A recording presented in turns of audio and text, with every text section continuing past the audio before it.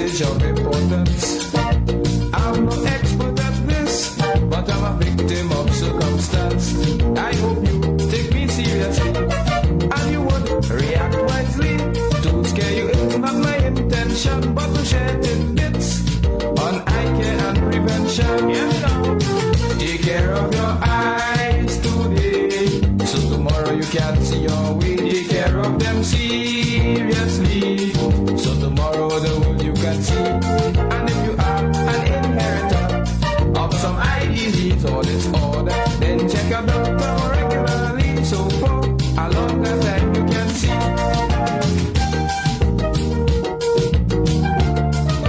A very good evening. Greetings, everyone. Welcome to the 2021 edition of the PAVI segment here on Mended Studio. It is a collaborative effort between Mended Studios, located in the Enterprise area, and of course PAVI, persons associated with visual impairment. We want to say it's nice to be back on track for 2021. We hope that we will be with you at least once a month for the next couple of months. Well, we want to stay for the entire year, but part of staying means that we got to pay for it. And if you want to contribute to paying for it, if you want a group of friends to contribute, it's just $1,000 per show. And we want to do about 10, 11 shows for this year, minimum. So the more money we get, the more shows we do. But in the meantime, we say welcome. Today we have a very interesting program lined up for you. It is already the 49th day of the year 2021. And all we can say from us at PAVI and of course Mended Studio is continue to have a blessed year ahead. If it has been a little difficult, we know that there are difficult challenges, difficult times ahead, but keep the faith, because with faith, all things are possible. When we come back, on the lineup this evening, before we go for a break, we have three guests. We have Mr. Raphael Moore, one of the founding members of PAVI, associated with visual impairment. We'll be hearing a testimony from Janelle Finley. And we also have Candice John, who is Vice President of PAVI, who is the mastermind and brainchild behind this particular initiative. So we ask you to stay with us, tell a friend, tell a neighbor, and come, let's have fun together.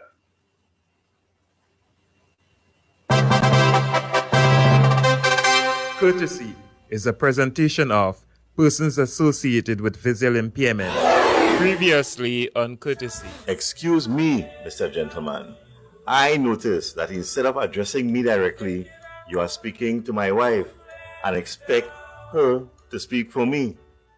I want you to know I am not speech or hearing impaired. I just happen to be blind. And what are you having, sir? Sir, neither am I hearing impaired. There's no need to shout when speaking to me. And now, on episode 6.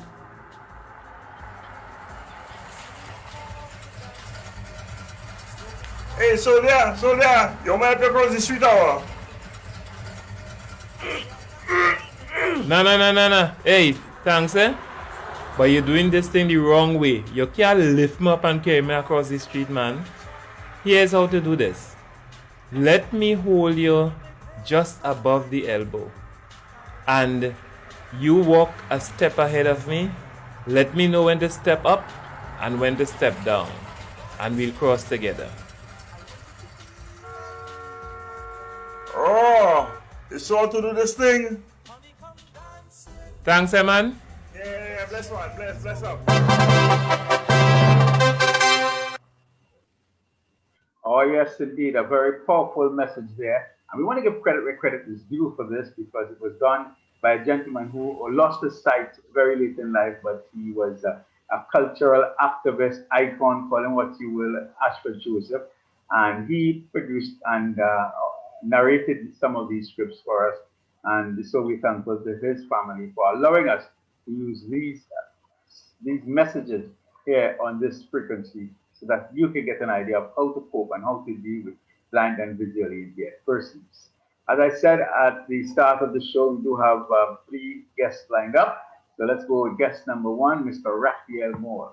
Mr. Raphael Moore is a founding member of PAVI, but there must have been something which prompted him to get into this kind of activity, because Mr. Moore himself was not born blind, so to speak. So we'll allow him to tell us a little bit about the man himself, the meticulous man, as described by me, Mr. Raphael Moore. Good evening, sir. Good evening, Ronnie. Good evening to the viewers.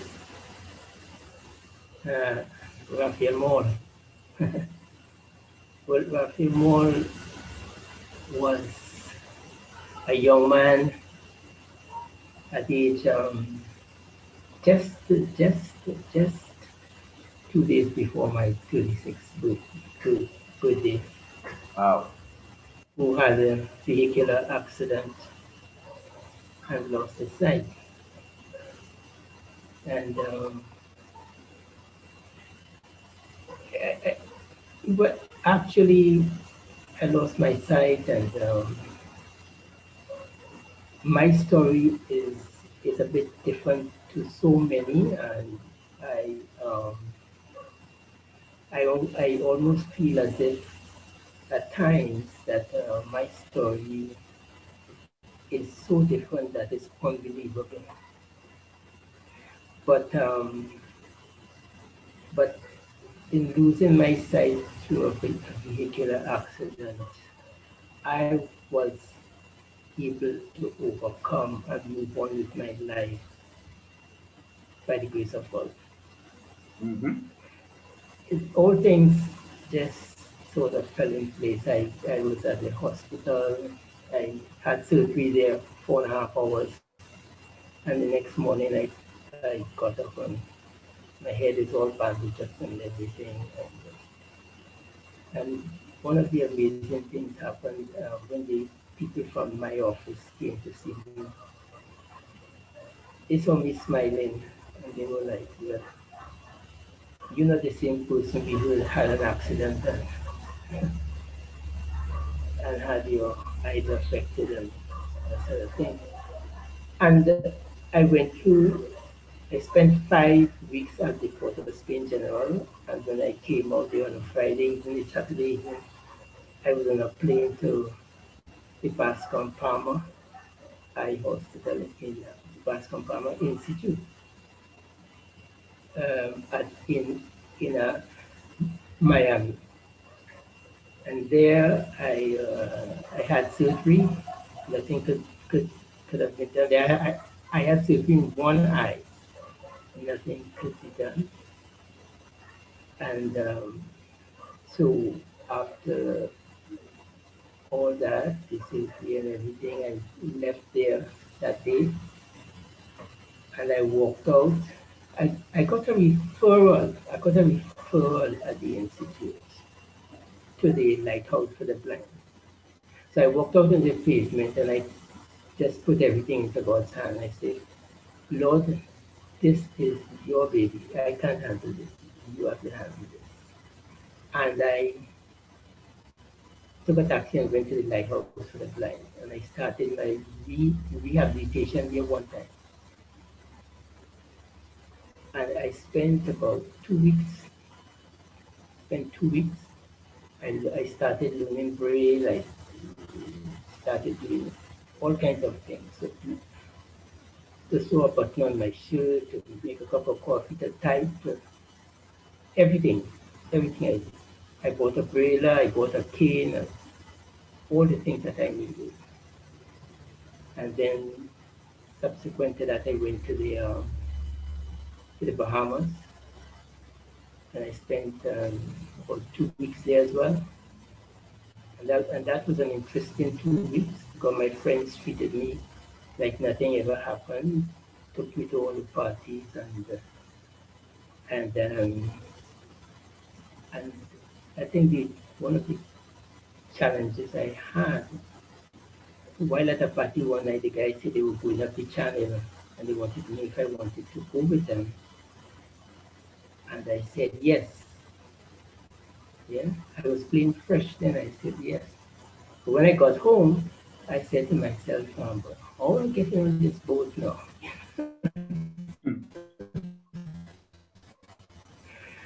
But it so happened that everything went well and we went straight out to sea, and that was an experience for me. Somebody just losing their sight and going through that experience was something else. But I found out later on in years that I realized, I should say, that that was therapy for me. All the things that happened, you know, was really therapy for me. So I came back to Trinidad. And started.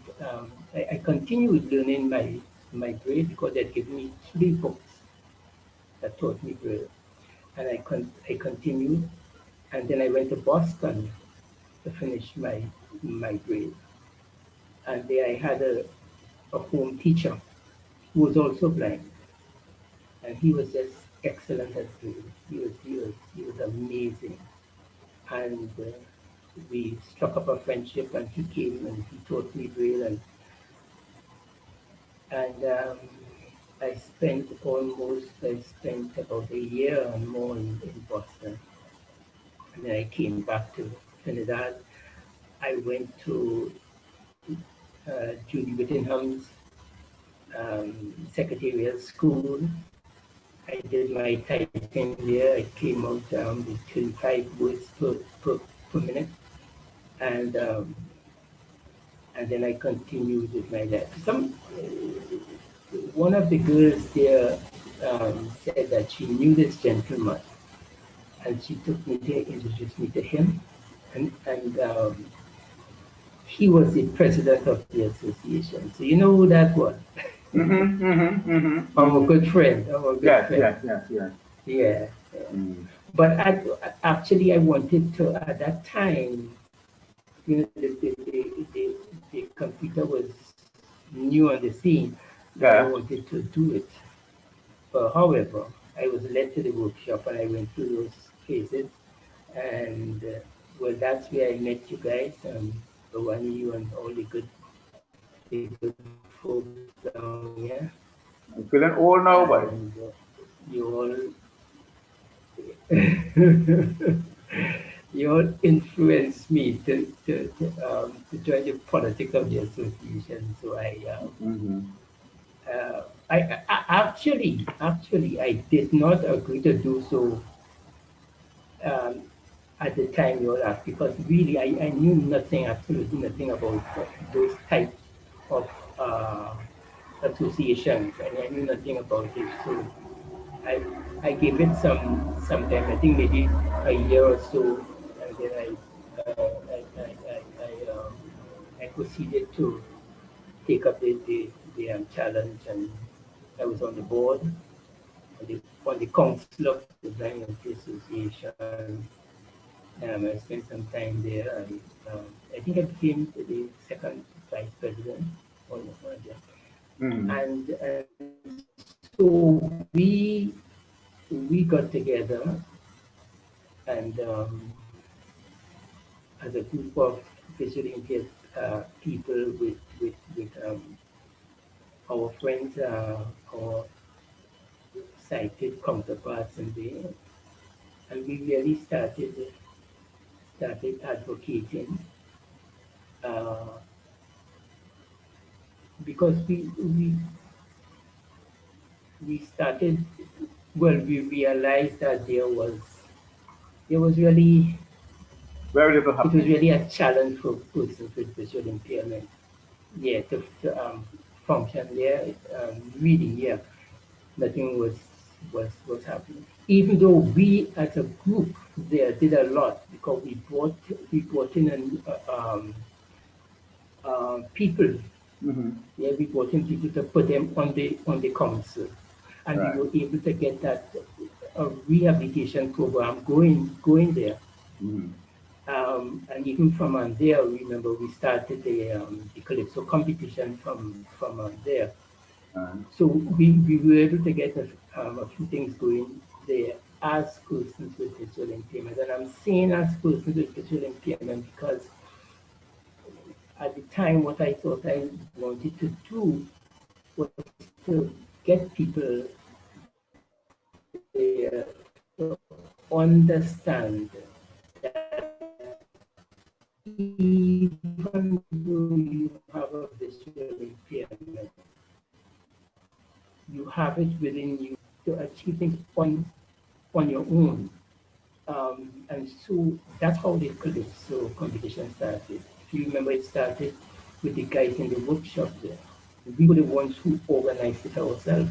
Yeah, and we started from there. And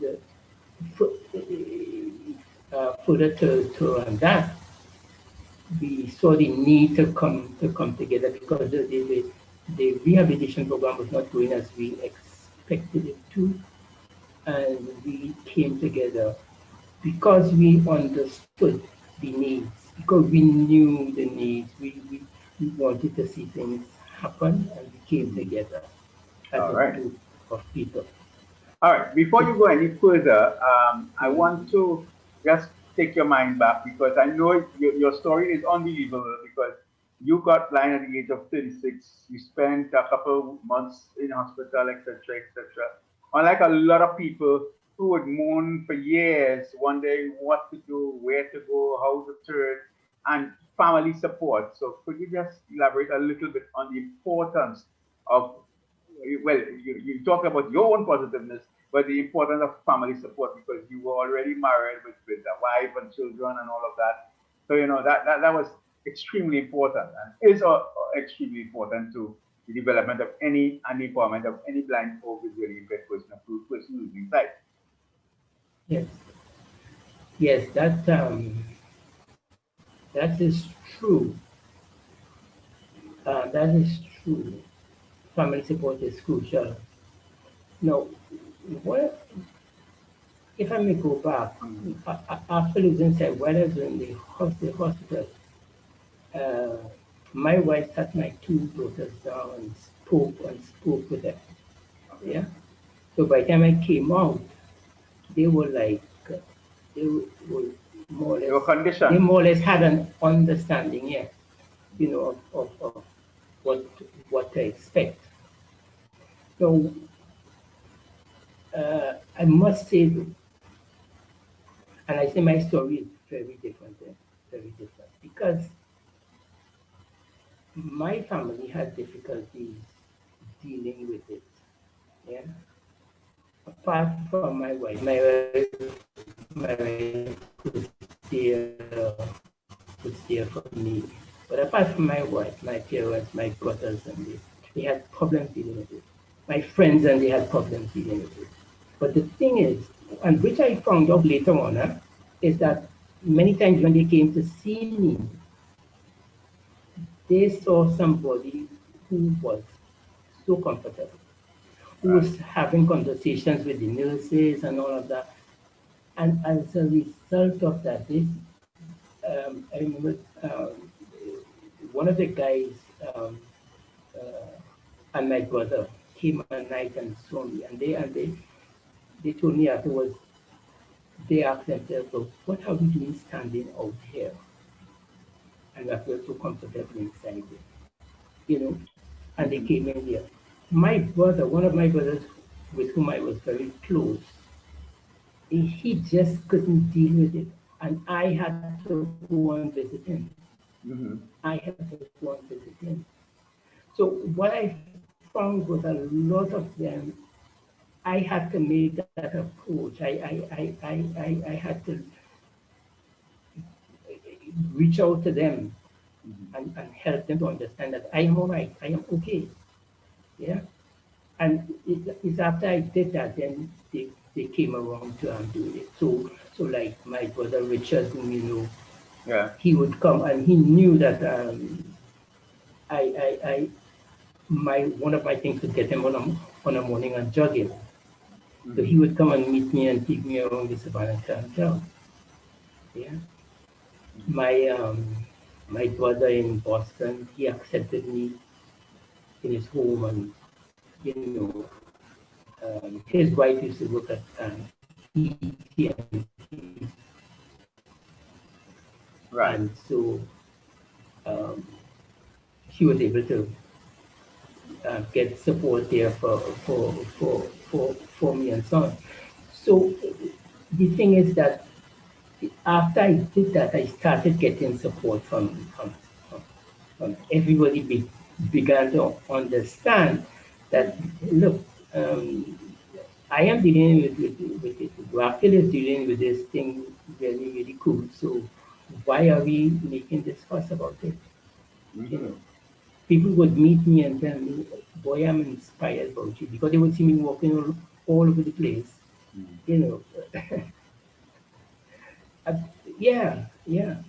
I was home. I was getting tired of home. And I just one day pick up my team, went out, stop a taxi, and went into Port Spain. Yeah. I had no No. reason to go to Port Spain, but I thought I needed to do And that. then you did not have any Just to kind go to of Port training Spain. in terms of well, you would have known the environment. Not Yes, you would have here. known the environment Yeah. from what you saw, but you know, Yes. with time, Yes. everything changes. Yes. Yes. Mm. Yes. Okay. But Mm. All right. but you see, within the period of time, I think there could have been much. Much of a difference. Sorry, going. I miss you there. No, I said you don't think there could have been much of a difference. No, I don't think there could have been much All of a right. difference. Let's come back to PAVI because you were instrumental with a group of us to form PAVI. The need for PAVI was because we were in the other place and we felt that we needed to do more for ourselves. It was a bold, it was a brave step, and it was a step of faith in forming PAVI. And now that you reflect on it, you must be very happy with where we have been and where we are today. Yes, Okay. yes, yes, I agree with you. I'm very happy. Mhm. I've seen change. I've seen change. I've seen change within individuals. Mhm. You know, and we have come a long way. We have come a long way. I think in terms of the organization itself, I think one of the things that helped us with that training that we had, that leadership training, Mhm.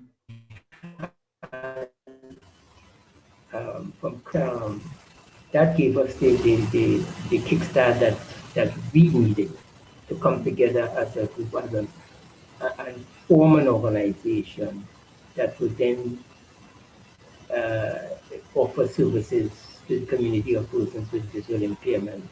Right. And and and and, and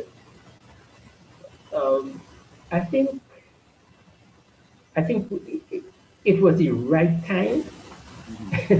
Everything happened at the right time because when we came together and we did that, we had the support of the Caribbean Council for the Blind, Arville, there, the Caribbean Council for the Blind, Arville Grant. We had the support of Kirk Newell, we had the support of um, Harold Lezama and Lezama Enterprises, Electrical. We had their support. We had support of people who seemed to believe in us. Yeah, Yeah. believe that we could do it, and we went ahead and we did it. So so so so after meeting in the different homes of you know of the founding members. yeah after meeting in those homes Mhm. and, and coming up with this name Pavi, the idea was to be different, and in being different wasn't just to be different, but we wanted to. One of the things we wanted to do was to make a change in how people look at persons who are blind. Right. And we said the way to do that is to identify with the person. Mhm. So rather than an organization of the blind or an association of the blind, it had to be persons who are blind. Associated. Well, yeah, by starting from where Right. From persons persons who are blind, right? and then those And we associated. ended up with, yeah, persons associated Right. with with visual impairment because there were other people who were not blind, but they may have had a family member that is Yes. blind, Yeah.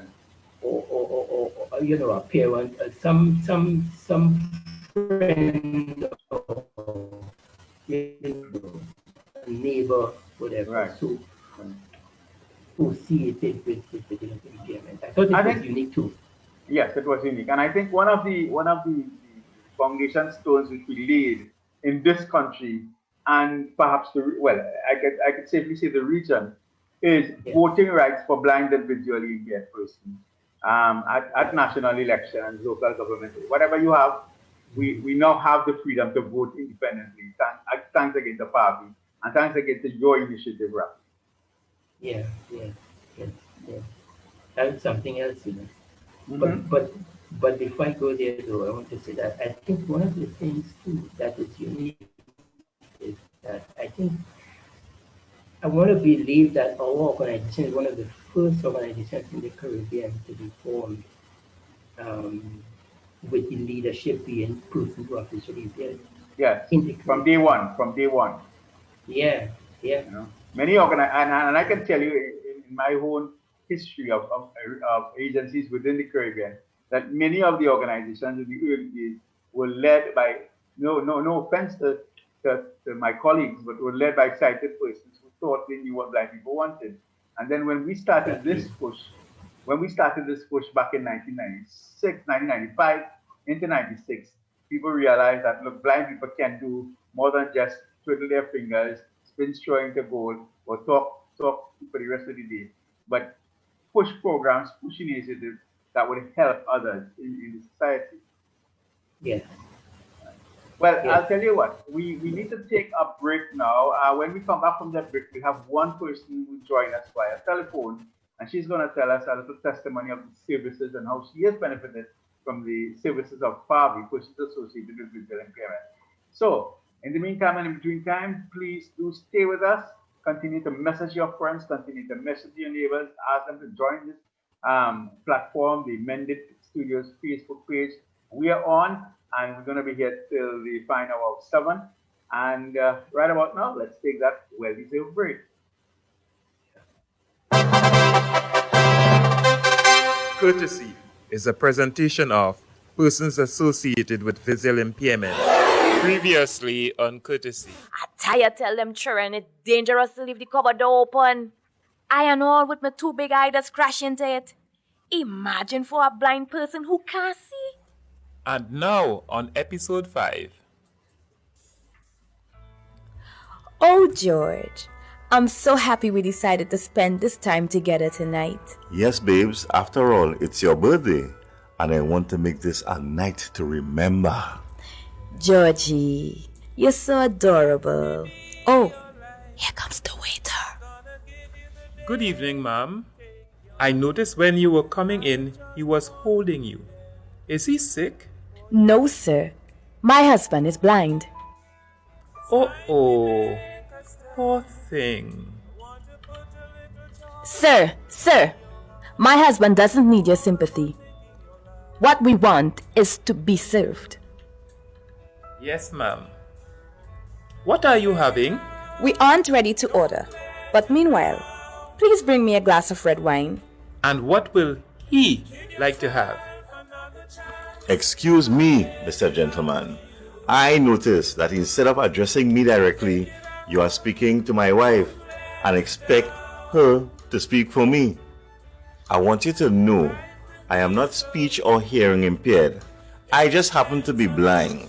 And what are you having, sir? Sir, neither am I hearing impaired. There's no need to shout when speaking to me. Oh, I'm so sorry. What are you having, sir? I'll have a brandy.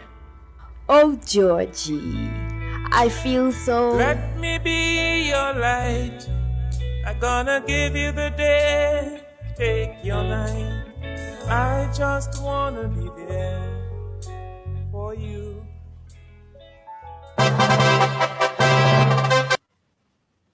Oh, yes, indeed. 6:31 and a half in Trinidad and Tobago and counting. And right about now, we should have on the line Miss Janelle Finley. Is she online?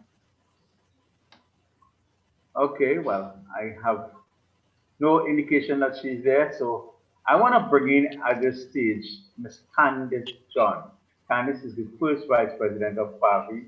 She's heard Mr. Moll, and she herself, she's low vision. I'm sure she has benefited from some of the services and is very much an integral part of where we move forward as far as, what do you call it? Succession planning and things is concerned. So Candice, good evening. Good evening, Mr. Prasad. How are you? I am good. I am good. I am just sitting here, just taking in all the action and listening and learning. As a young person, you're relatively young. PAVI's programs may have not directly impacted on you, but what you saw may have had a tremendous impact on you personally as one with low vision, because I'm sure when you speak for a lot of people in your situation. And low vision is a little different from totally blind. Yes, so definitely, yes. So low vision is totally different from being totally blind, and then there are different spectrum of low vision. So so today I was trying to remember how I actually got involved in PAVI, and I think I probably got involved in PAVI because of you. What? I have such a great influence. I'm good. I think so. Right? And I remember my introduction into PAVI. I came in to replace a secretary that was on their way out from the board. So I just started to reflect that immediately. I always been part of the PAVI board, sitting there making those decisions, finding my way around. So the services that PAVI, so I have benefited from some of the programs that PAVI have had over the years, and I took part in the music program that Mr. Ashford Joseph used to conduct. May he continue to rest in peace. And that's where I was introduced a little to keyboard. Unfortunately, I wasn't able to complete the entire course, but I was part of it. And I have seen people who was part of that course continue on their music journey. So you find that a lot of persons who are VI, visually impaired or totally blind, they have that talent, that musical talent, and that program helped them to harness that talent and continue on. And I think that time, at the end of that program, a few people got scholarships to move on to do other things in music. The persons that was part of the soap, shampoo, lotion making. And that was one of the things that was so new to PAVI, and we was like wondering how we can embark on this, how we could get people to it was new to PAVI and to the community at large. Yes, to the community of lot. And that is the time that people were started to get into making all these natural products at home. And we had an overwhelming subscription to it. And luckily we got a great instructor who was so open to working with persons who are visually impaired. And the classes were just not enjoyable, but informative, and people went on afterwards to having their own little business. I think Janelle was one who continued, Angie, and they continued doing it, and in a very professional way that they got their labels and they were sending it to their friends and family. And then we had another team up where we teamed up with Whitep and Republic Bank, and that's where we had a youth training development where persons like myself who wanted to, I am one person who there's very little things I can do in terms of cooking in the kitchen. I'm not ashamed to say that because I do have a fear of fire. And we had this opportunity to learn how to bake cakes, breads, and pastry. And I used that class to give me the confidence to want to do more things in the kitchen. And it was quite a great experience. And I know people saw at the beginning, they saw some of the pictures where people took part in it and the products that we were able to make. And a lot of people, so we have people who right now who do like Sparkle and others who around different times of the year, they will make products and they will sell to the wider public. And I know people used to look forward to our walkathon because that's where they will actually see a lot of our people bringing out their products and selling it. So yes, I have been part of it. And you know, we have always had seminars on public speaking, financial literacy, and so I have benefited. So apart from being on the board, making decisions and looking for the best way for PAVI to continue to grow, I have also benefited from it. And I can speak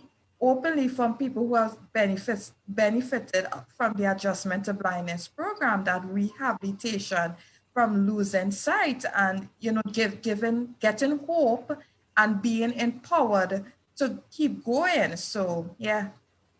Well, that's very encouraging. It shows that we were a few steps ahead of what was happening before the launch of PAVI, which was just basic handicraft, you know, that kind of workshop type scenario. But we've gone a long way to teaching people to empower themselves and to supporting them in whatever programs and initiatives they wanted to undertake.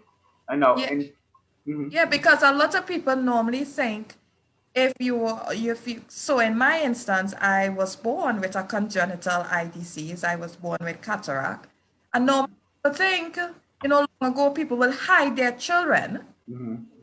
My mom did not hide me. My mom made sure that I get the best in terms of education and made sure that any opportunity that I wanted, that I was able to take advantage of. And normally when people lose sight or even obtain any disability during their life, especially at an early stage, like Mr. Moore at age 36, they normally think that there is no hope, that there's hope afterwards. And this is what our Adjustment to Blindness program does. And normally people think that you cannot you cannot do anything. But I am very happy to say that I have a first degree in education. I have a postgraduate diploma in literacy studies. And I just recently found out that I was awarded my master's in leadership in technical vocational education training and workforce development.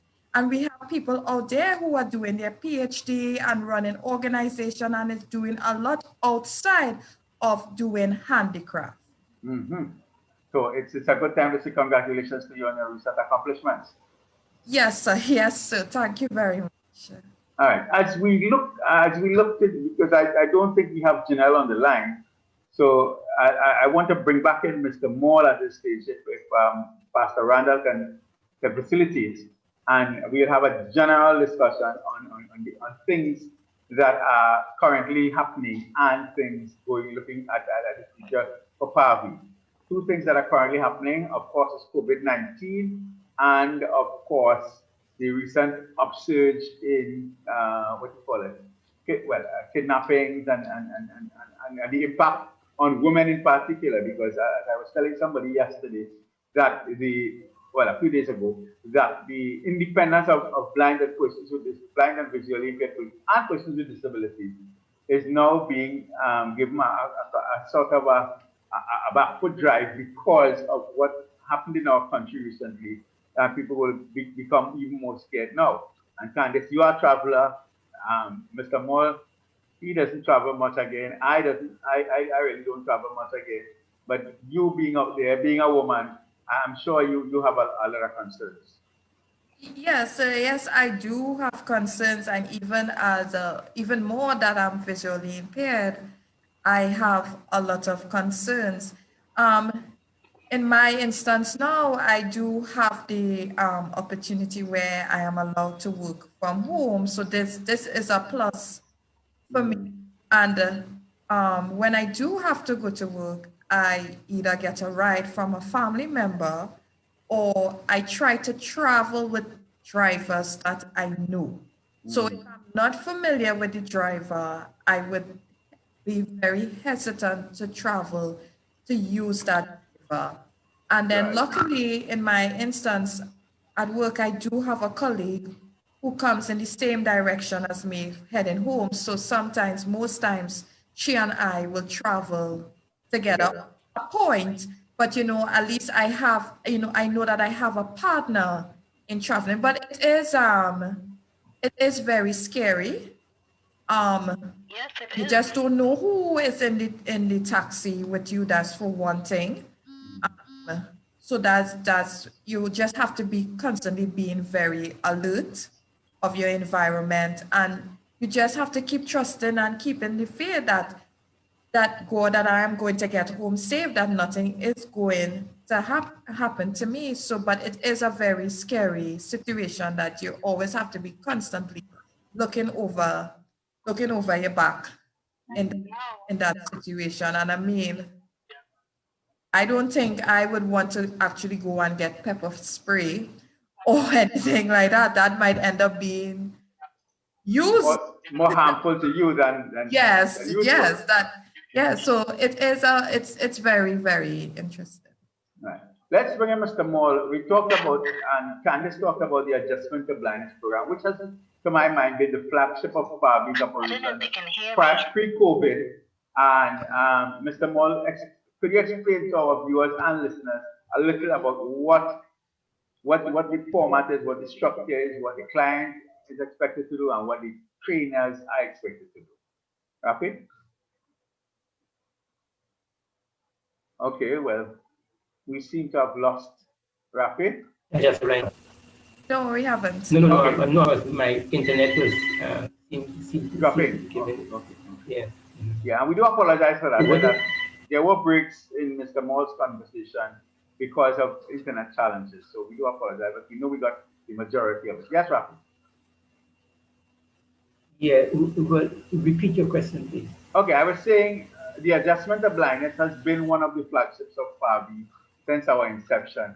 And you've been, you served in the capacity of executive director of the organization. You also had training in rehabilitation. What is expected of one, the client, or what kind of systems the client have to go through in order to receive rehab? And two, what is expected of the trainer? When the trainer goes to the client, what he or she does with the client? In a nutshell, because time is, of the essence. Yes, yes. Well, and Mr. Persad, I believe Janelle is on the line as well. Okay, well, Raf, could we hold that for a little while and enter Janelle? Janelle, good evening.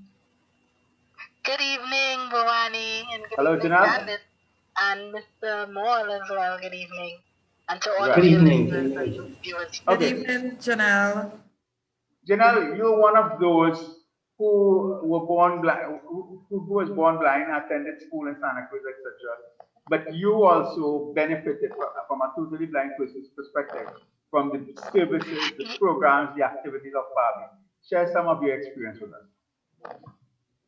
Well, with PAVI, yes, I did benefit from some of the programs. I started with the very first program of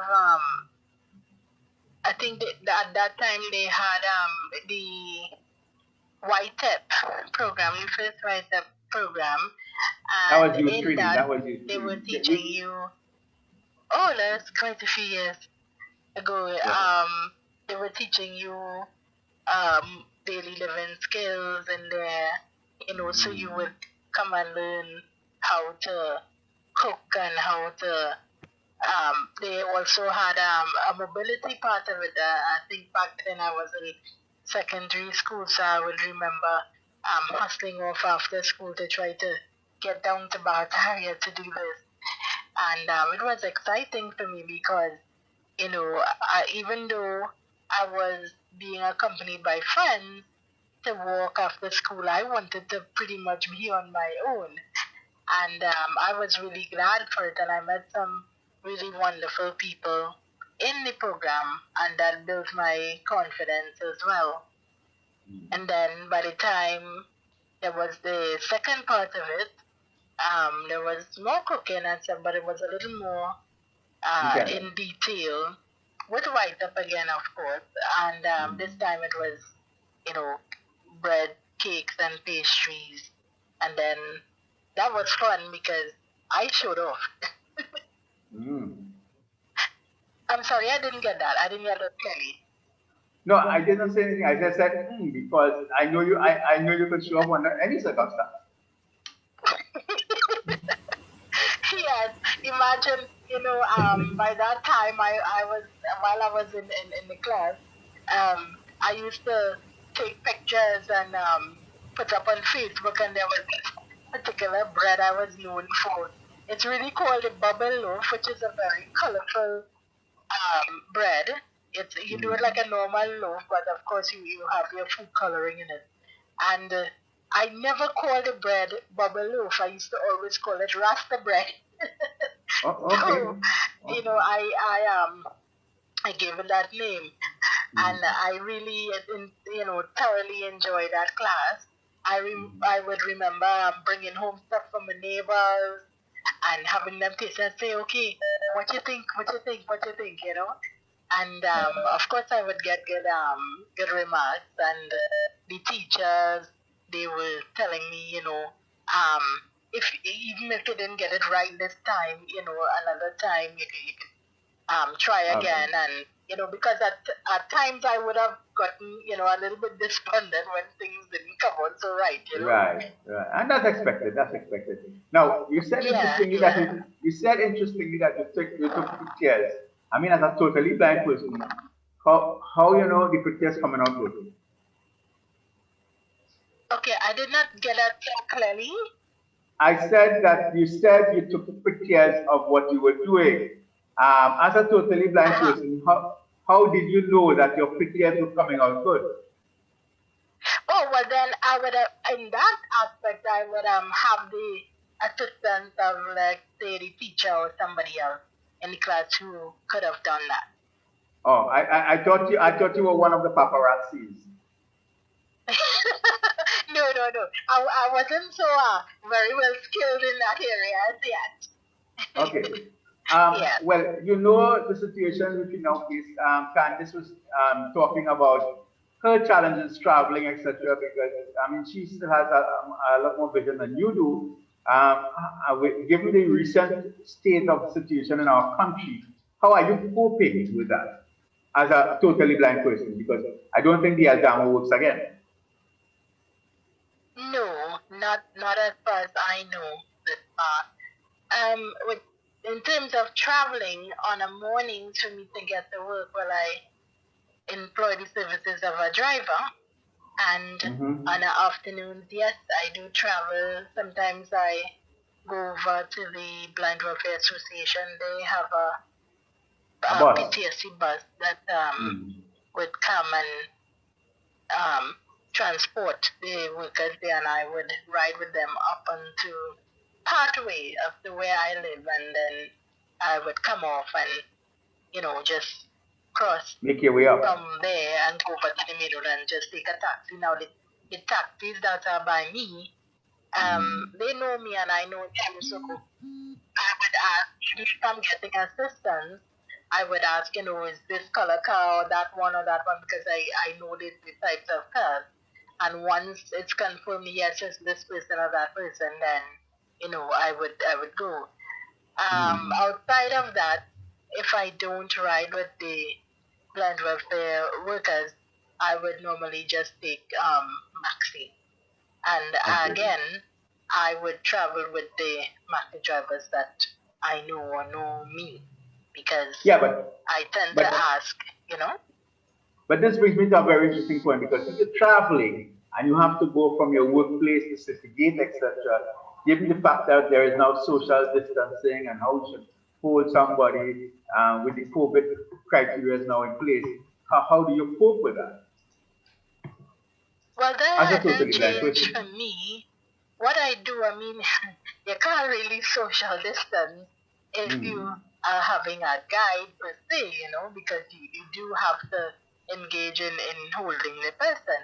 What I do is sanitize pretty often, as much as I can, or even when I get home, I would tend to wash hands and or use sanitizer if need be. That sort of thing. Well, Janelle, let me thank you for joining us for this little interview. And we wish you all continued success. Pepper spray, you agree with it? You would use it? I'm sorry, say that again? The pepper spray, what do you think of it? Well, I think that would be a challenge for us. You know, yeah, that would be quite a challenge, but I have some other skills other than pepper spray, so I'm good. and I also learned that you were once upon a time doing things like karate and stuff like that. You're letting out my secret. You're letting out my secret. No. I mean, the mere fact is that people can initiate these kind of activities now, given the fact that the situation is such. But Gina, let me thank you for talking with us on the program this evening. What we will do now, it's about 7 minutes before the hour 7, so we'll take our final break and then come back and do the wrap with Raphael Mall. Do the wrap with Raphael Mall and Candace John. So let's go for that final break.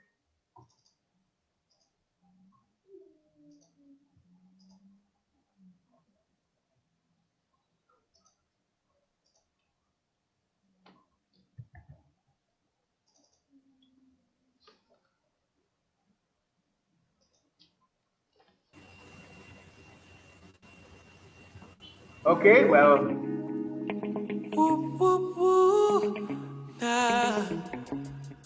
Well, here I am in a season of fruition.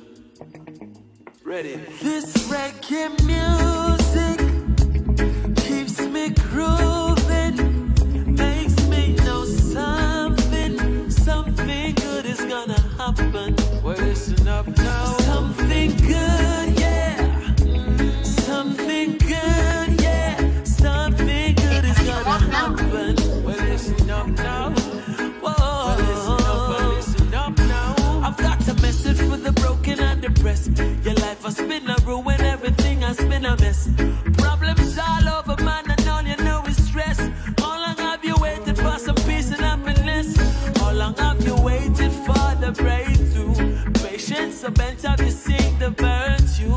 Get ready, this is what you're gonna do. A blessing from the Father, man, is right in store for you. It's reggae. Reggae keeps me grooving.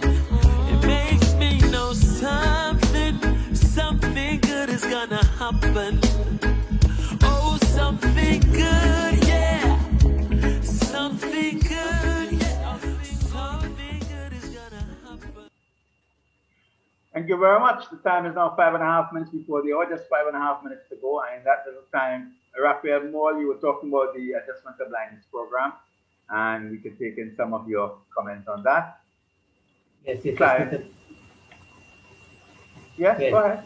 The Adjustment to Blindness program. Actually, it was a rehabilitation program, and then it's since changed to Adjustment to Blindness. But it really has to do with the training of persons, helping them to make the adjustments needed, and that had to do with communication skills. How to communicate differently. That's through Braille, yeah, and like writing, print. There's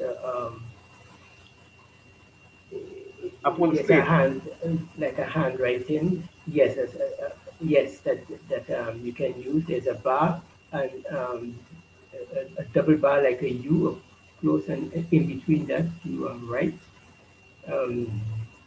And with the brailler, you have the braille machine, and you also have the braille slate. And then you have orientation and mobility skills, which is learning to walk with the cane, teaching you to be aware of your surroundings. You need to know where you are, the poles, whether you're on the pavement or not.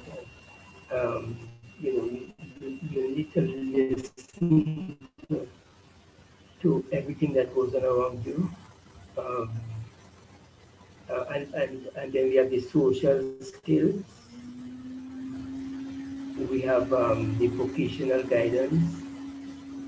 So those are the daily living skills, which has to do with functioning in the home, where you learn to make a cup of tea for yourself, you prepare your own breakfast possibly, and learn to make up your bed, sweep out your room, that sort of thing. Select your clothing. Well, now we have these phones that tell you the color of your clothing and so on. So in addition to the basics, we now have the introduction of technology in a big way. Where we have apps that distinguish a lot of things for us. And even our currencies are now specially designed and mapped so that nobody could try anything on us. Well, yes, hopefully that's far. There's always a loophole. And of course, the instructor who teaches a lot of these skills, they go to the homes and visit the people and do the intake and get them started on whatever they want to learn.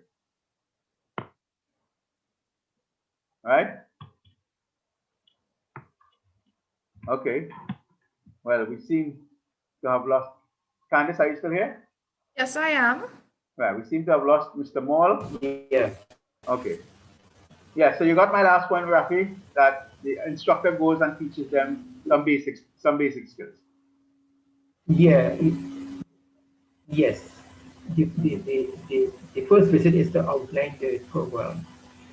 And then you proceed between the trainer and the client. They have to agree to the program that the client wants to do. Right. So once they agree, then they proceed from out there. Right. And one of the important things about it is that it's not a program that you force upon people. You have to wait until they decide that they want it. Yes. And now even those programs are being explored virtually because of the social distancing and the visiting. Exactly. Right. You have to find a way to get it to them. People, we have a minute inside to wrap up. So closing remarks, Rafi. I am happy where what PAVI has done thus far, and the opportunities we have been able to offer persons with visual impairment. I think PAVI as one of the organizations in the Caribbean has been the organization that gave even those people who are interested in their culture that forum on which to build themselves. So for more than 30 years, we have been doing that calypso competition.